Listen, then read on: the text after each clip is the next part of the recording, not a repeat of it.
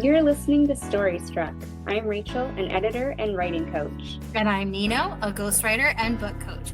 Welcome to our curious community where we dive into everything books and writing. Now, let's get into the episode. Welcome to the Storystruck Podcast. Today we have Haley Nantais, who helps take authors from ideas to bestsellers. Haley, would you share a little bit about yourself and your business? Yeah, so I'm based in Canada. My business is called Malachite Manuscripts, and I do ghostwriting, editing, proofreading, formatting, help authors get their books self-published for the most part, but I do give some consultation on other publishing routes if they choose to go that way. And I mostly support authors who are doing nonfiction, but also love a good novel and fiction idea too. Yeah, I know you have some experience with children's books. Will you tell us a little bit about that? I love your books. Yeah. So I recently worked with somebody who had he'd started with a short film and wanted to turn it into a children's book. So it's about working with an illustrator. It was actually somebody who I knew and was close with me. And then I ghostwrote the book, not really because he did allow us to put our names on there. So that was pretty cool. But yeah, children's books are fun because it's always like a lesson or something at the heart of it. And I love working on books that have stuff like that. That's really awesome. And you've worked with some really interesting, I know as a ghostwriter, you can't be like, oh yeah, I worked with so-and-so, but you've really helped a lot of really interesting people tell their stories. How do you bring that out with somebody, especially when they're wanting to position their book for self-publishing in relation to their business? Yes. So to start, we always go with why. Why are you writing a book? Well, secondary to what your book is about and everything that you're going to talk about, all the stories you're going to tell, why are you writing it? How do you want it to support you? And that really answers all the questions to what, the book is then going to be about, and the outline and the stories we'll get into is the overall message that you want your readers to get out of it. Um, And then when it comes to the really personal stories and things like that, it's really just like talking to anybody else. Like I had bartended for many years before this, and it really feels similar to be on a Zoom call asking somebody about their life than it feels to stand across the bar and be asking the same kind of questions. But in this case, it's all documented, and then I go back to it later and structure it into something more foundational than just chatting over a beer. So it's kind of cool. It's so interesting that isn't it interesting how we can take our past life experiences and apply them to this, and it's just becomes one of our strengths, because who knew that being a bartender and a barista in your past would have been something that helped you so much be a ghostwriter. It's not something that we really connect with, but it's so helpful. That's really awesome. Yeah. And do you have a favorite, kind of topic or genre you like to do? So, I did a lot of ghostwriting in, self-help, personal development. I did some business books and things, but my favorite for ghostwriting was definitely the self-help and not so much the business books. Yeah, I really am kind of in the same field as that. I love writing the self-help and personal development books because they're my favorite to read. But I also do really love memoirs when they're specifically about something meaningful or purposeful. And they have, a real story to tell. I've worked on some that are just so touching and it feels really purposeful. But so do the self-help and the personal development if it's really showing somebody how to get from, their problem to their solution.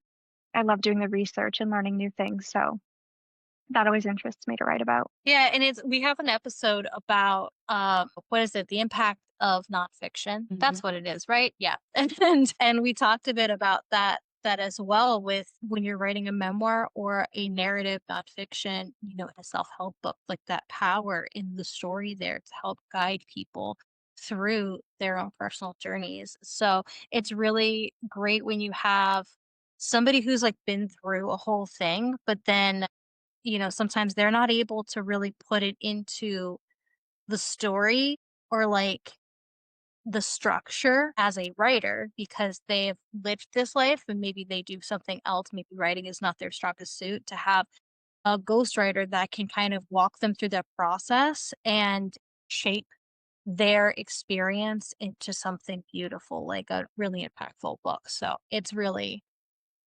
amazing. So we know that you're like a bit of an expert in like the self-publishing space and things. And we have a lot of listeners who are very interested in like the layers of publishing and like what path is right for them. So can you tell us a bit about the self-publishing process and what that looks like for an author? Yeah, absolutely. So I always recommend self-publishing to people who are, wanting to get their books out faster because you can have full control over the timeline that your book is coming out. And you can also keep all the content that you want to keep yours. Nobody's going to ask you to cut anything. Nobody's going to, you know, make you take anything out or add anything in that you don't want to.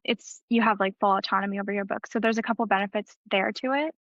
But how it really looks for an author is proofreading really well, copy editing really well, because you don't want to compromise that quality, even though you're not getting like a formal publisher, and getting a really good quality cover design as well, so that you look the same on the shelf as any other published book.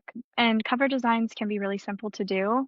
You can do it on Canva yourself, just make sure it looks really professional and good and that it's formatted correctly and everything. But once you have your cover formatted perfectly and it looks great, and then you have your interior formatted well and it looks great, you look the same on the shelf with all the other books, and you get to keep more of your profits for your sales. And of course, you have to do marketing just like everyone else, right? But you're almost more like motivated to do it because you get to keep more percentage of your royalty.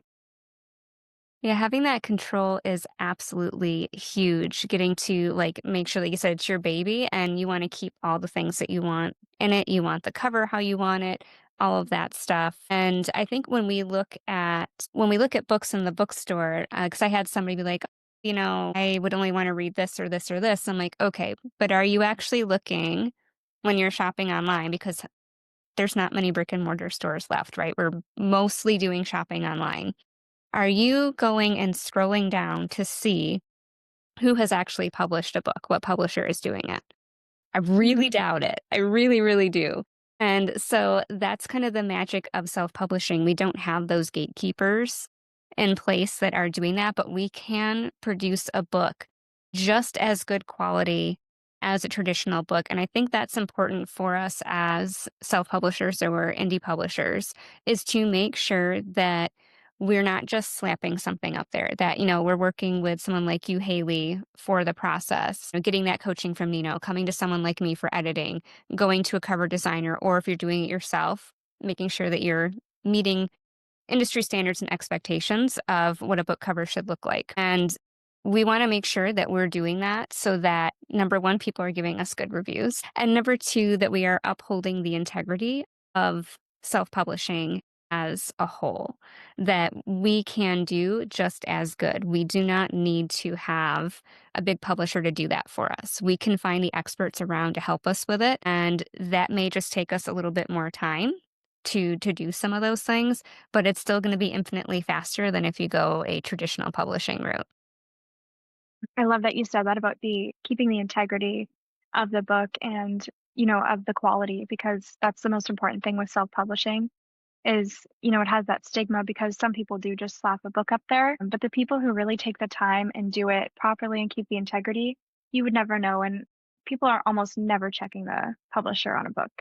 If it looks good, they're going to buy it. Speaking of, okay, so I know that self-publishing does have a stigma, and we just always think like, oh, no one who okay, so no one who self-publishes makes it big, all that stuff. So I actually Googled this one time to find out, like, okay, like, is this true?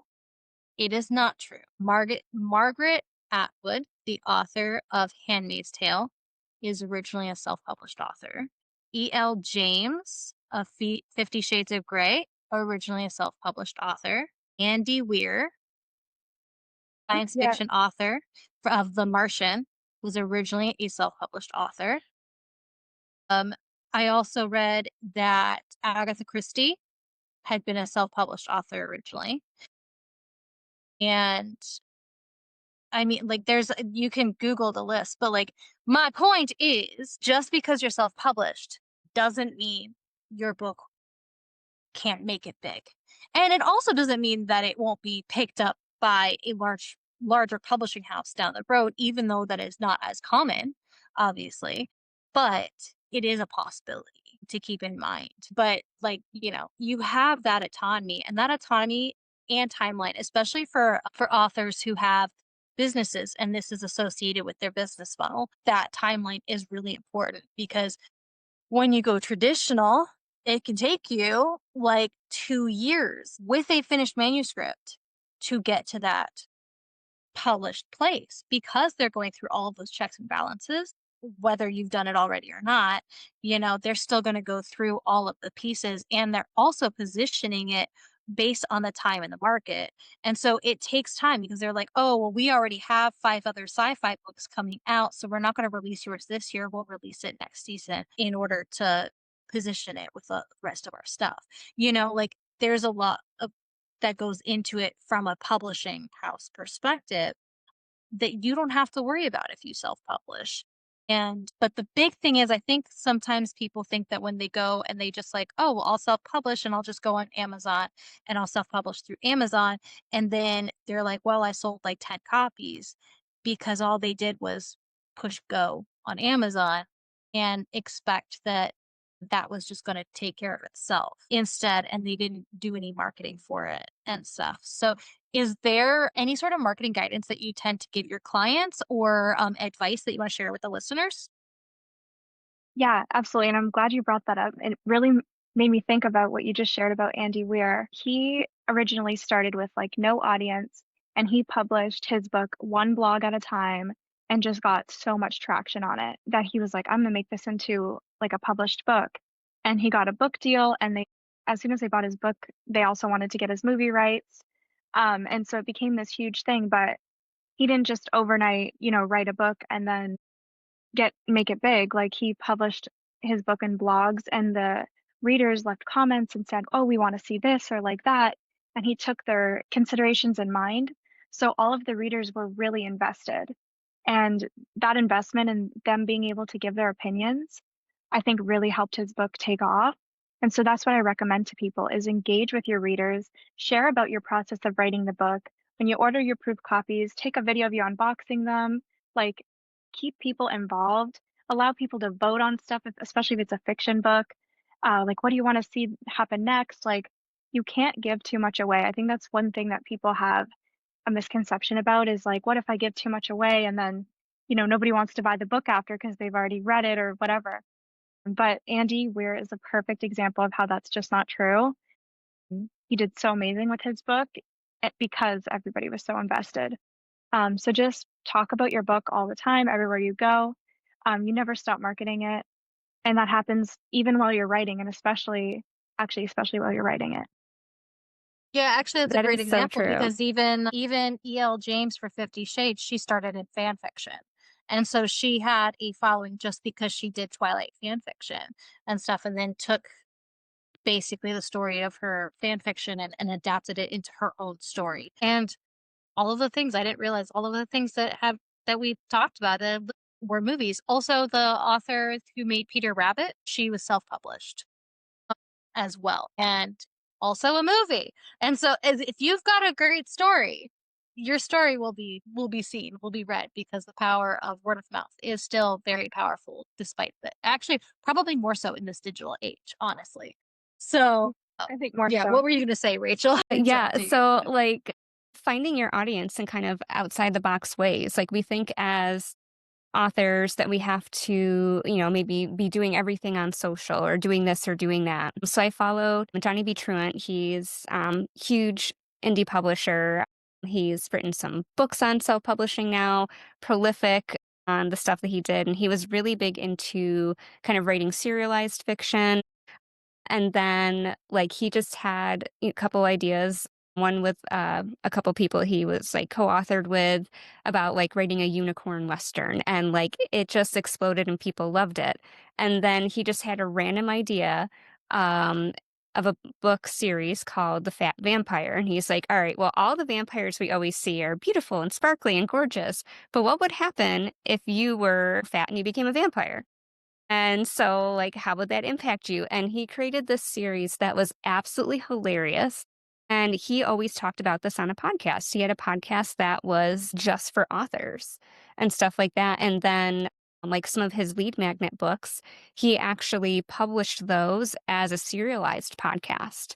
So people could get the book, the ebook for free. He had it for free on Amazon, and he had the serialized fiction podcast. Like, he was putting it out in different types of ways. And he was not, I don't believe he was picked up for traditional publishing for Fat Vampire, but the Sci-Fi Network, I believe is the one who took it, they actually developed it into a TV show. So the first Fat Vampire book came out as a season, and it was awesome. I loved it. And I'm keeping my fingers crossed for a season 2 because the book series was the best. I love Reginald. So if you guys like kind of like comedic vampires type stuff, you got to check out Fat Vampire series by Johnny B. Truant. But that just shows, right? Another person, he went and he just pushed and pushed and pushed to market his stuff, reached out, and he did all the legwork to get that made into a TV show. And he was just a regular dude who was self-publishing books and just having fun with it. And speaking of like the marketing process of it all and building an audience, like it's also like there are so many avenues to do that. You know, in the age of social media, we think that social media is the only avenue to build an audience, and it absolutely is not, right? Substack, you were telling me, Haley, before that Substack has a massive writers following on there, and the blogs as well. That's another example. Rachel does amazing summits, and we even have an amazing summit leader who is coming onto the podcast very soon. Like, you know, there are other avenues, but social media is just all up in our face, and that's why. And that's obviously a great part of like an author's platform. You know, you want to incorporate social media, but it doesn't have to be everything. You know, like Rachel and I, our social media is the podcast for the most part. We don't do a whole lot of other social media. Like, this is our platform building. This is how we are connecting with people. And so, are there any other examples? Or do you want to talk about your Substack?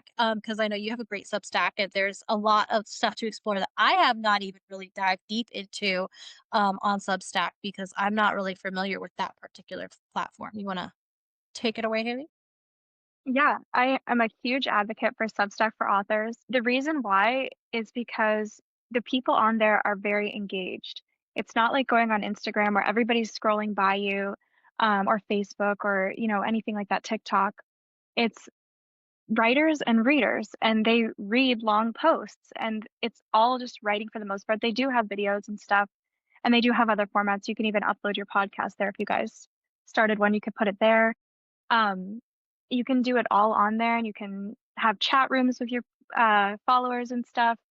But the other benefit to it, especially for authors, is that you're not just building a following like you are on Instagram or wherever else. You're actually creating an email list, because everybody who subscribes to you, you're getting their email. You can export it and use that somewhere else, which is so valuable. An email list is like gold to anybody trying to sell something, right?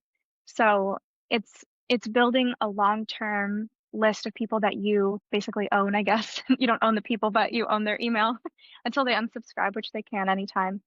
But you're able to engage with them, and you're able to see what problems that they're having and stuff. Or if you're posting your book on there, you'll get a lot of feedback, just like Andy Weir did, right? And you'll be able to incorporate that. You can even have a chat room and say, hey, what do you guys think about this? Like, you can engage with your beta readers and really use it to your advantage in many different ways. On my Substack, personally, I talk about writing books, and well, not just the writing, but like all of it, like the publishing, the formatting, and all that stuff. But I love reading other authors, writing their fiction books, or maybe they're talking about the same things as me. And I just like reading different perspectives. And also, it's just a little bit good for your attention span, not to be always on the other formats. It's nice to just be reading short and long-term stuff, because they also have the little notes that are basically like Twitter threads. That is so cool. I've been hearing so much about Substack for writers in general, and I didn't realize, number one, that you could actually export your email contacts, which is really neat. So that kind of is like, that might be a nice spot to almost do a newsletter, and then, have your other email provider be more for like the sales and marketing kind of stuff or do a little bit of a mix. And like maybe that just replaces social media for someone. Like that is your social platform where you're going to get actual genuine engagement. And I think too, something that I realized, and you can correct me if I'm wrong, this is just me like outside, I haven't used it yet, but it seems like Substack helps to make you more discoverable where like your regular email list, like nobody's going to see it unless you put it in front of them. Where like Mhm. when I've checked out people on Substack, like it just like automatically said, hey, you subscribe to this one, you might like X, Y, and Z. And those are people that I had never heard of before. And I'm like, ooh, yes, I do. Thank you. And so I feel like it just kind of really helps you to get in front of people's eyes, maybe a little bit easier and faster, but also having that true engagement where I may ask people in my newsletter to reply back and get one or two people, but it sounds like you're getting a lot more engagement or potential for engagement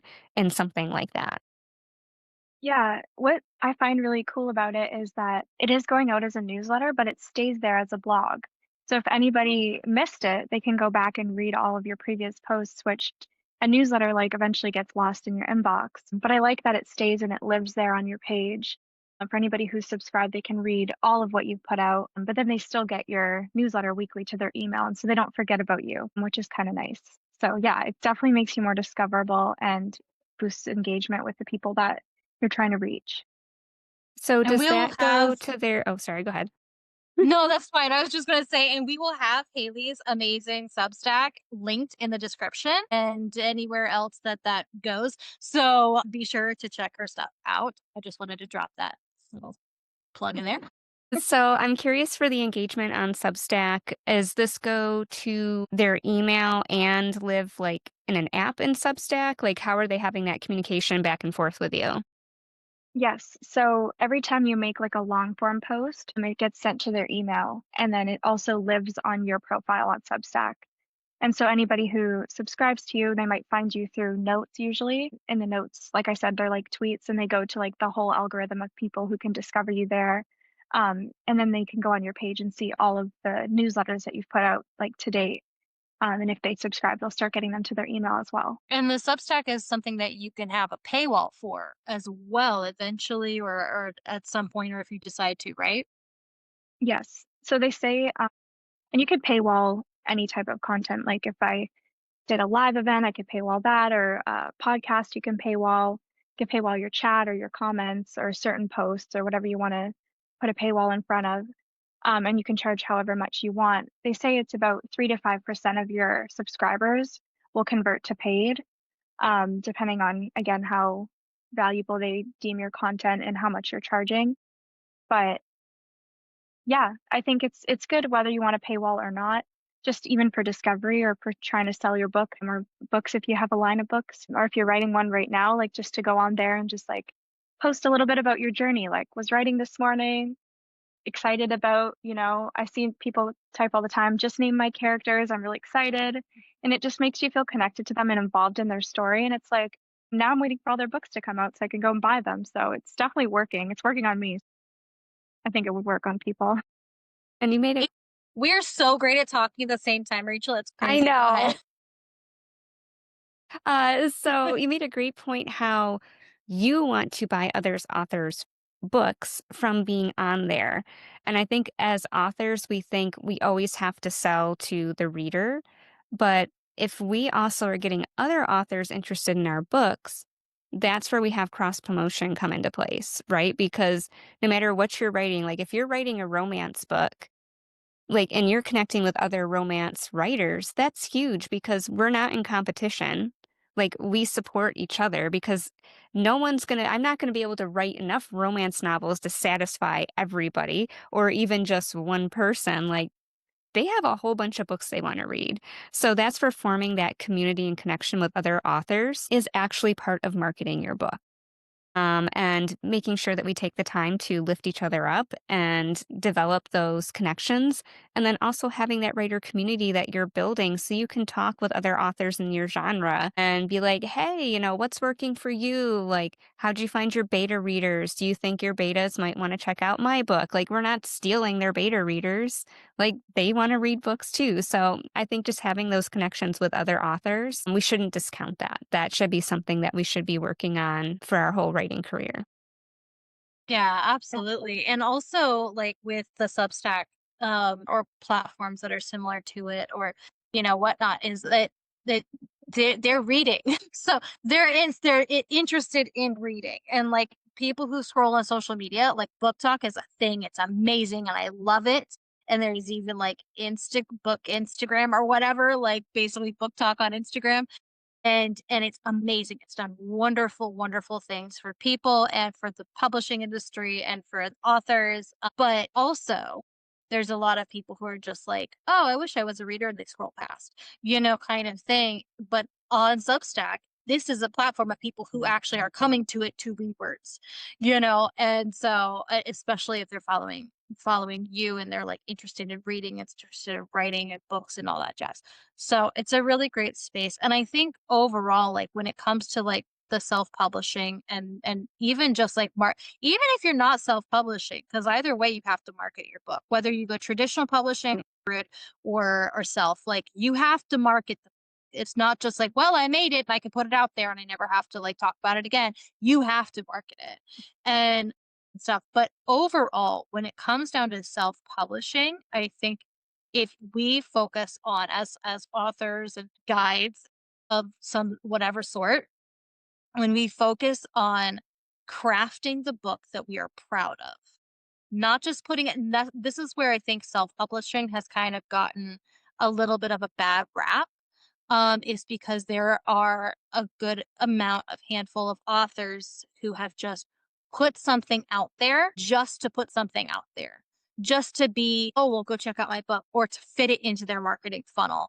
or just to get that higher paid gig with their speaking gigs and stuff like that. Like, and they didn't put the effort into it.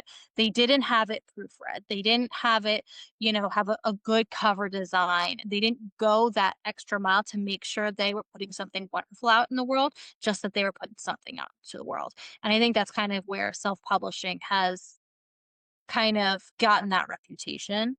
But, self-publishing is a good path for certain authors. This is the ideal path for them. And knowing that you can just have these extra layers, right? Have somebody come in and help you write the book. Have somebody guide you through the writing of the book. Have the editor, have the cover designer, like have people who are going to support your process. Like, yeah, it's going to maybe cost a little bit more, but you're going to have a quality product that way. And that's going to build up that likelihood that this is going to be something that's actually going to make you money and really spread your story, nonfiction or fiction, out into the world. That's my soapbox.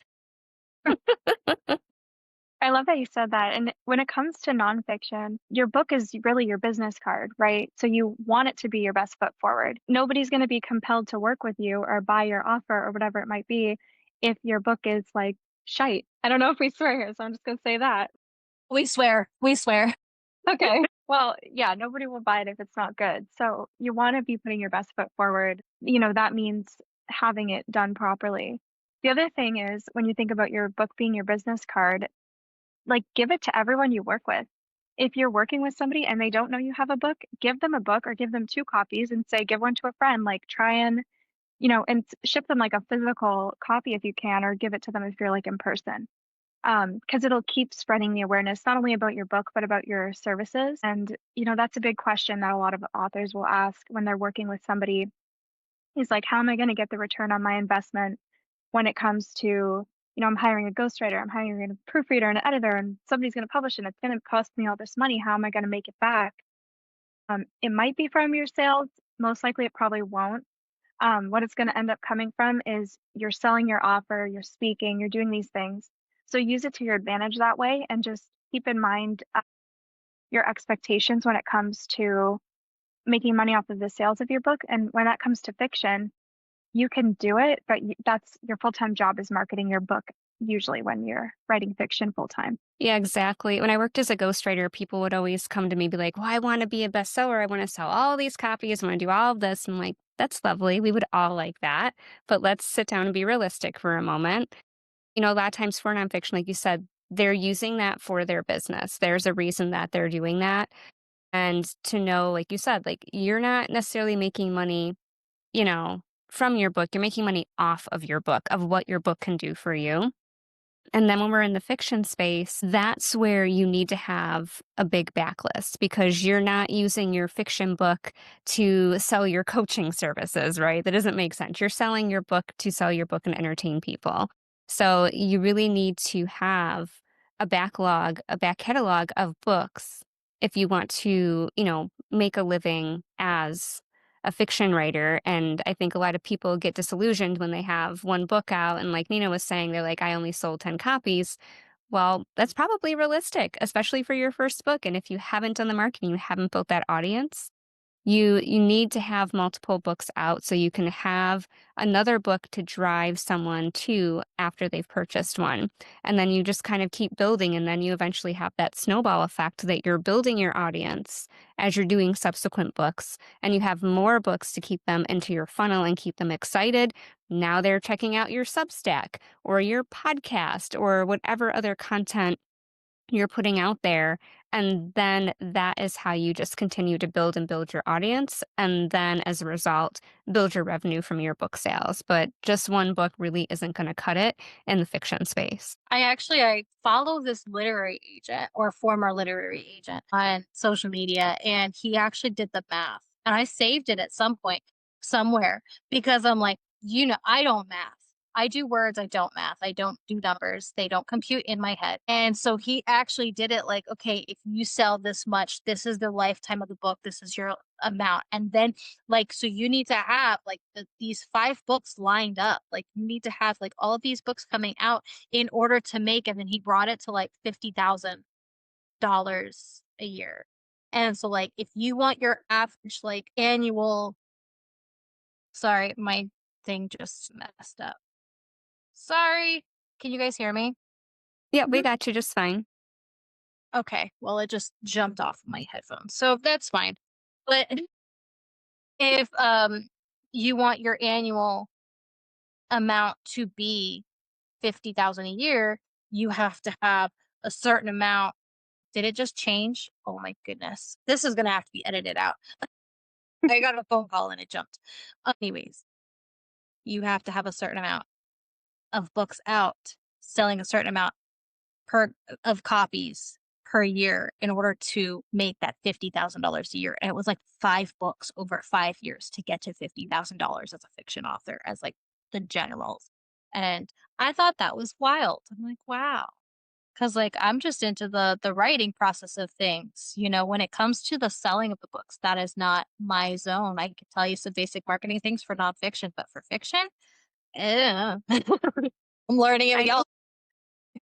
I know some authors who actually wait until they have like 2 or 3 books and then they'll publish them all at the same time. So that way, as soon as somebody's done with the first book, they automatically have another book to go to, and it makes the promotion of it a little bit easier. So like if you wanted to do something like BookBub, you could set that first book in your series for free and have that be your loss leader while you're running your BookBub.